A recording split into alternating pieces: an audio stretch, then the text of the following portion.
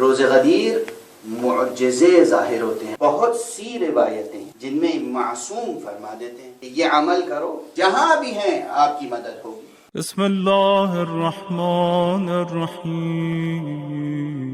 پیغمبر کی ولایت کا دائرہ کہاں کہاں تک ہے؟ درخت کو اشارہ کیا، آ گیا. اور صرف یہی نہیں کہ آ گیا، یہ روایت کسی اور نے نہیں نقل کی ہے. امیر المؤمنین علی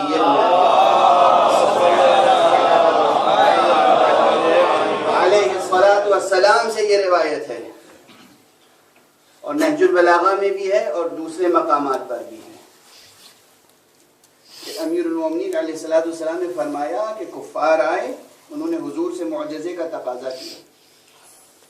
حضور نے کہا وہ سامنے جو درخت ہے اسے بلاؤں، تم مانو گے؟ ان کا تقاضا یہی تھا. کہا جی ہاں. درخت کو قریب بلا، اشارہ کیا. وہ درخت اپنی جڑوں کے ساتھ، زمین سے درخت جڑوں کے ساتھ اکھڑ کے اور اس طرح آگے بڑھا جیسے کوئی غلام آگے بڑھا، حضور کے سامنے آگے کھڑا ہو گیا. اس کے بعد حضور نے کہا وہیں چلے جاؤ پہلی حالت پر. کسی جمع جمائے پربار و پرسایہ درخت کو اکھاڑ لینا تو آسان ہے،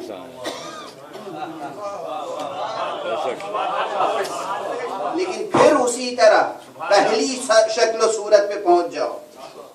درخت پھر اپنی جگہ واپس آیا، توجہ ہے، اور جیسے تھا پہلی شکل میں اسی شکل میں قائم ہو گیا. یہ ہے دائرہ ولایت میں اطاعت کی شان ایک درخت کی. توجہ ہے. حضور نے چاند کو اشارہ کیا، دو ٹکڑے ہو گیا. یہ ہے چاند کی شان اطاعت ولایت مصطفیٰ میں. حضور نے سورج کو اشارہ کیا اور سورج پلٹ آیا. یہ ہے سورج کی شان اطاعت ولایت مصطفیٰ میں. اب مصطفیٰ کو سنو، کہتے من کنت مولا،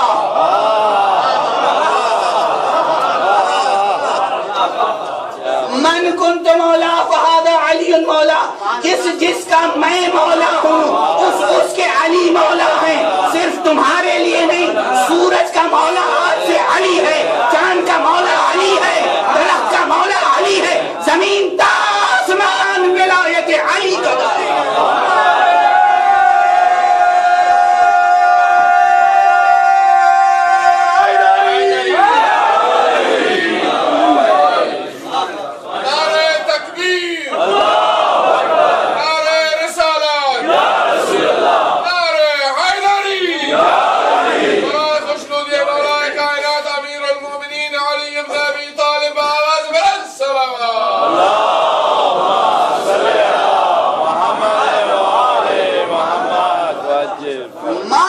اللہ جو کچھ ہے، اللہ اللہ ہے، اللہ خالق ہے، اللہ محبود ہے، اللہ معبود ہے، اللہ اللہ ہے. ما سوى اللہ، اللہ کے بعد جو کچھ ہے دائرہ ولایت مصطفیٰ میں، اور جو کچھ دائرہ ولایت مصطفیٰ میں ہے وہ سب دائرہ ولایت مرتضیٰ میں ہے. اور ہمارے یہاں یہ غلطی اسی دن ہو گئی تھی، پہلے دن نہیں سمجھے لوگ یہ نقطہ. بخن بخن کہنے والے یہ نقطہ نہیں سمجھے. انہوں نے صرف اتنا کہا کہ بخن بخن لک یا ابن ابی طالب، اے ابو طالب کے فرزند مبارک ہو کہ آج سے آپ تمام مومنین و مومنات کے بھی مولا ہو گئے اور میرے بھی مولا ہو گئے. ایک بات ان کی سمجھ میں نہیں آئی، لیکن ایک بات ہماری سمجھ میں آ گئی. ان کی سمجھ میں یہ بات نہیں آئی کہ دائرہ ولایت علی ابن ابی طالب صرف انسانوں تک محدود نہیں ہے. انسان، جن، تمام جمادات، تمام نباتات، تمام حیوانات، تمام ملائکہ، تمام فرشتے محکوم علی علی ابن ابی طالب. یہ ہے دائرہ ولایت علی ابن ابی طالب. یہ کوئی مبالغہ نہیں ہے, یہ کوئی شاعری نہیں ہے, یہ نص قول پیغمبر ہے صلی اللہ علیہ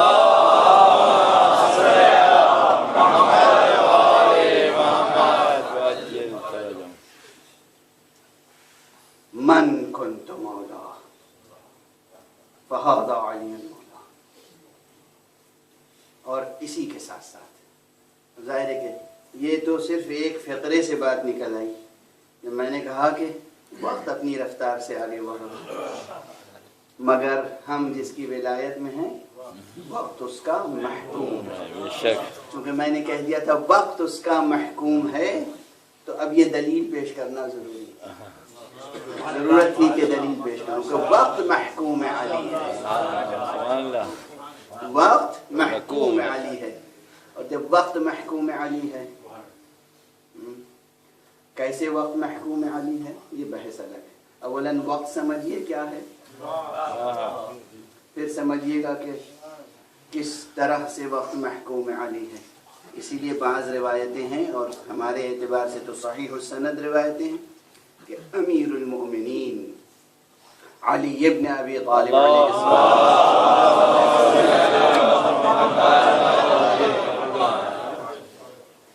کے لیے 2 مرتبہ سورج پلٹا ہے. ایک مرتبہ حیات پیغمبر میں دعائے پیغمبر سے, دوسری مرتبہ بعد پیغمبر دعائے امیر المومنین. اور یہ دوسری مرتبہ سورج کا پلٹانا اس لیے ضروری تھا تاکہ یہ ثبوت فراہم ہو جائے کہ من کنت مولا فہذا علی مولا.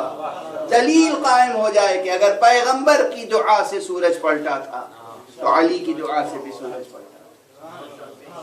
خدا آپ حضرات کو توفیق عطا فرمائے اور سہولتیں اور آسانیاں فراہم کرے کہ آپ عراق کی زیارتوں پر پرامن و امان طرح سے پہنچے. وہاں اب بھی مسجد رد الشمس موجود ہے جہاں امیر المؤمنین علیہ السلام کی بعد پیغمبر سورج پلٹا تھا. بہرحال بس اس جملے پر ٹھہر جائیے کہ وقت محکوم علی ہے, وقت محکوم مصطفیٰ ہے. بس اس پر اب میں گفتگو اسی جملے پہ ختم کر دوں گا, اگرچہ میں نے وہ آیت تلاوت کی آپ کے سامنے جو عظیم الشان آیت ہے, خلاصہ پیغام ختم نبوت یہ آیت ہے. روز غدیر کو آپ عید جانتے ہیں نا, یہ کوئی معمولی عید نہیں ہے. اسلام کی سب سے بڑی عید عید غدیر. عید فطر کی حیثیت اس کے سامنے کچھ نہیں, عید قربان کی حیثیت اس کے سامنے کچھ نہیں. اسلام کی سب سے بڑی عید عید غدیر ہے. اس پر نص امام جعفر صادق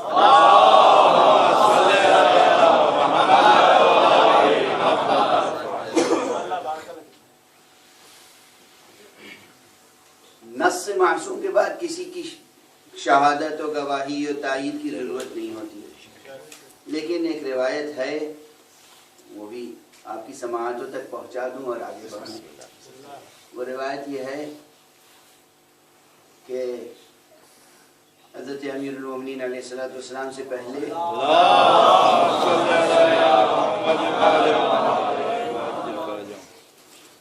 جن حضرات نے مسلمانوں پہ حکومتیں کی ان میں سے ایک صاحب کے زمانے میں غالباً وہی ہیں جنہوں نے بخن بخن فرمایا تھا. ان کے زمانے میں ایک صاحب آئے جو اہل تورات میں سے تھے, اور یہ روایت صرف شیعہ کتب میں نہیں ہے بلکہ کتب اہل سنت میں بھی ہے. یہ روایت جو میں سنا رہا ہوں کتب اہل سنت. اس آنے والے اہل کتاب نے کہا کہ یہ آیت اگر ہمارے دین میں نازل ہوئی ہوتی تو جس دن یہ آیت نازل ہوئی ہوتی اس دن کو ہم خدا کی قسم عید مناتے ہیں.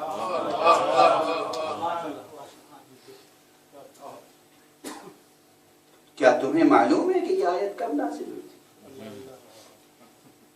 اب اس سوال تک تو تمام روایتیں یک زبان ہیں. اس کے بعد راویوں میں اختلاف ہو گیا کہ جواب دینے والے نے کیا جواب دیا. ایک روایت یہ ہے کہ جواب دینے والے نے جواب دیا کہ نہیں ہمیں نہیں معلوم کب آیت نازل ہوئی تھی.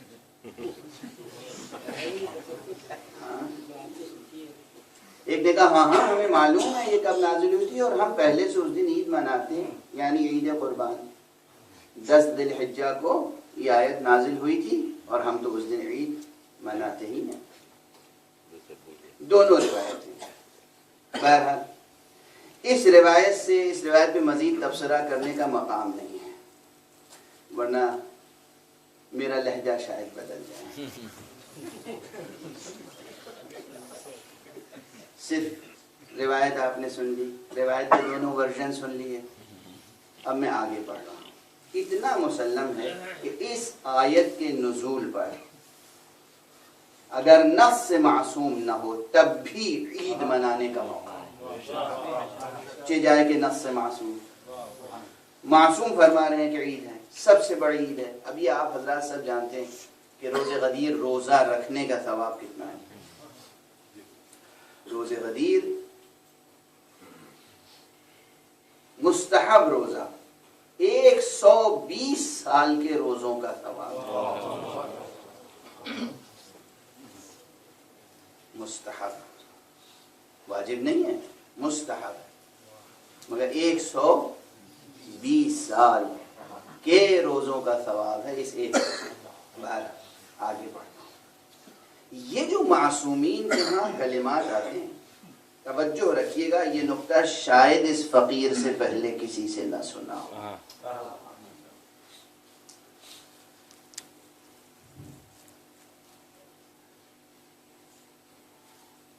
بہت سی روایتیں جن میں معصوم فرما دیتے ہیں کہ یہ عمل کرو اتنی مدت کا ثواب ملے گا.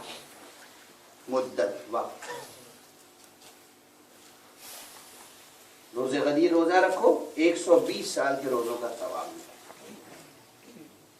توجہ رہے, میں کیا عرض کر رہا ہوں, گفتگو مربوط ہے, تسلسل ذہن میں رہے پہلے جملے سے. یا ایک اور روایت سنتے جائیے. روزہ غدیر بھی زیارت امام حسین علیہ السلام, شب غدیر بھی زیارت امام حسین مستحب, زیارت امیر المومنین بھی مستحب. روزہ غدیر معجزے ظاہر ہوتے ہیں قبر مبارک امیر المومنین سے, جس کی روایت اپنوں نے نہیں غیروں نے کی ہے. بہت مشہور مصنف ہے عربی زبان کا, جس کی کتاب دنیا کی اکثر بڑی زبانوں میں ٹرانسلیٹ ہو چکی ہے, سفرنامہ ابن بطوطہ. ابن بطوطہ 18 عید غدیر کو نجف اشرف میں موجود تھا اور اس نے اپنی آنکھوں سے معجزے دیکھے. بیماروں کو صحت پاتے ہوئے دیکھا, معلولین کو صحت یاب ہوتے ہوئے. یہ معمولی روز نہیں ہے. اور اگر کوئی قبر مطہر و مبارک کے نزدیک نہیں ہے تو مایوس ہونے کی ضرورت نہیں. جس طرح زمانہ اور وقت ان کا محکوم ہے, ان کے آگے نہ زمان کی حقیقت ہے نہ مکان کی حقیقت. یہ تھوڑی کہ علی وہاں ہے ہم سے بے خبر ہے. علی حاضر ہے, علی ناظر ہیں, علی باخبر ہیں. بڑی بحثیں کرتے ہیں لوگ, حاضر و ناظر ہیں کہ نہیں, حاضر و ناظر ہیں, حاضر و ناظر. آپ غائب ہیں, وہ غائب ہیں. آپ غائب ہیں, وہ حاضر ہیں, وہ ناظر ہیں. وہ حاکم، اللہ جسے حاکم بنائے، اللہ کسی غائب کو حاکم نہیں بنا سکتا۔ نہ ان کے لیے زمان کوئی مسئلہ ہے، نہ ان کے لیے مکان کوئی مسئلہ، جہاں بھی ہیں آپ صدق دل سے دیکھیے اس چیز سے رشتہ قائم کیجئے جو نہ زمانی ہے نہ مکانی ہے۔ سمجھیے میں کیا عرض کر رہا ہوں، آپ کا یہ جسم، یہ بدن، یہ زمانی بھی ہے مکانی بھی ہے۔ آپ کی روح نہ زمانی ہے نہ مکانی ہے، علی سے روحانی رشتہ قائم، علی سے روحانی رشتہ قائم کیجئے، وہ بھی لا زمانی لا مکانی۔ آپ کے پاس ایک چیز ہے لا زمانی لا مکانی، وہ ہے آپ کی روح، روحانی رشتہ قائم کیجئے، جہاں بھی ہیں آپ کی مدد ہوگی۔ بہرحال یہ تو درمیان میں نے عرض کر دیا۔ عرض جو کر رہا تھا کہ یہ جو روایات ہیں، یہ عمل کرو گے 60 سال کا ثواب، یہ عمل کرو گے۔ اب ایک روایت ایک ام المؤمنین سے ہے، حضور بیٹھے ہوئے امام حسین تشریف لے آئے،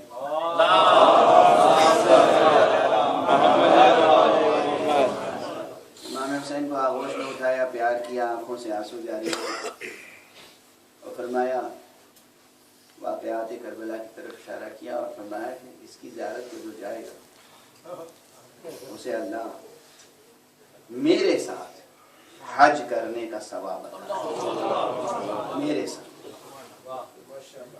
یوں ہی نہیں کہ صرف حج، حضور کے ساتھ حج کرنے کا ثواب۔ اب صرف میرے ساتھ کی تشریح کے لیے وقت نہیں ہے، رسول کے ساتھ حج کے معنی کیا ہے؟ رسول کے ساتھ حج کے معنی یہ نہیں کہ رسول کے کارواں میں ہو،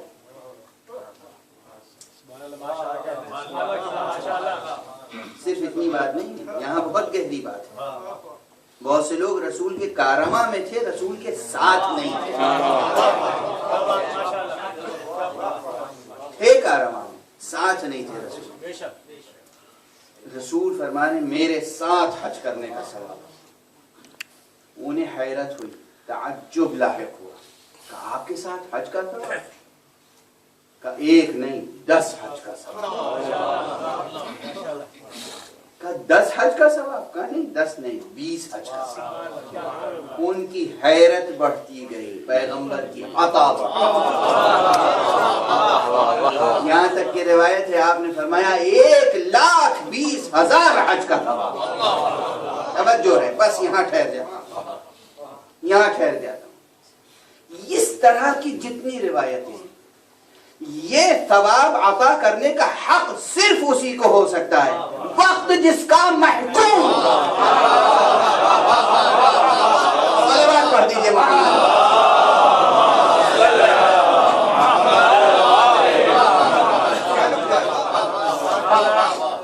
جو ہے محکومیت وقت کے معنی، بس میں تو لفظیں کہہ کے گزر جاتا ہوں اور بہت سی تفصیلات ذہن میں رہ جاتی ہیں۔